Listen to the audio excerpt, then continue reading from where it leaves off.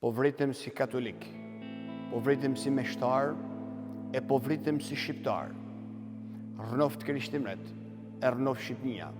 Këto ishin fjalë të fundit të Dom Det Malajt, i cili u pushkatu pikërisht me 12 majin e vitit 1959.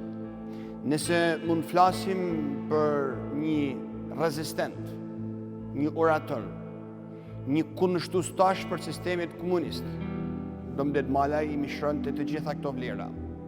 Si meshtar i ri ishte tepër modern, shumë kritik, patriot i jashtëzakonshëm, edhe dar i flakt. Dom Deda studioi në propaganda fide dhe në vitet e para të meshtarisë i kaloi mes puleve, malit kolaj për të emnu famullitar në dajqë të bregut Buz. Që në fillimet e herës, komunizmi i vrau të vllain dhe i persekutoi një pjesë të familjes së tij. Kjo e rriti ma tepër në shpirtin e tij kundërshtim ndaj këtij sistemi genocidial për Shqipëni. U arrestu në vitin 1958 ku së bashkut me Atë Konrad Gjolaj dhe me Lazar Simonin Parubaj dërgonin letra në malin e zi në ish Jugosllavinë atëhershme tek Dom Ivo Bozić. Ati ato nëpërmjet letrave denonconin dhe informonin Vatikanin e marrë botën për masakrat e pafundme që sistemi komunist bante ndaj katolikëve dhe ndaj shqiptarëve që e kundërshtuan atë.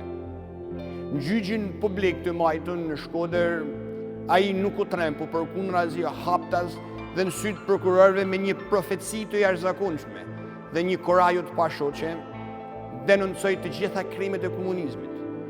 E premtja zez ka ardhur që në vitin 1944, kur ju keni hyrë në pushtet, do të deklaronte Dom Det Malaj.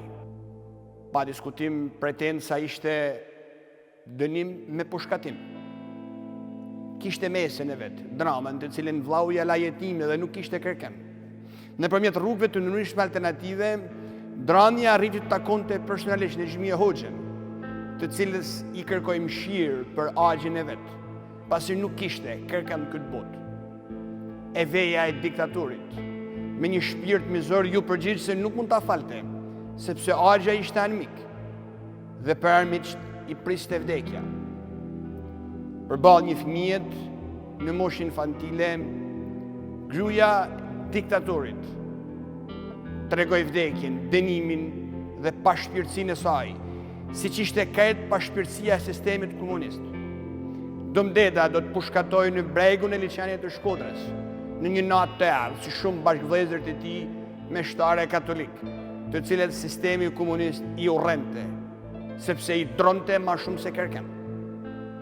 Në vitin 1991, me 10 tetor, populli i Dajqit e rimori famullitarin e vet, i cili u vra në urrëtiet fesë dhe e sodhin këtë kishë, në sukat të Dajqit, ku bashkë me të partë të tyne që luftu në jetu, për feje për atë dhe prehet edhe meshtarit tashmë i shpallën i lumë. Profecia, shpirti profetik, i Dom Det që në kohët më të vështira nuk pati frikë, haptasi dhe publikisht, të denonconte sistemin komunist, a shembull më i mirë se si breznit e reja duhet asnjëherë mos përkulen përballë diktaturave dhe duhet luftojnë e të jetojnë vetëm për të vërtetën, sepse vetëm e vërteta na ban të lirë.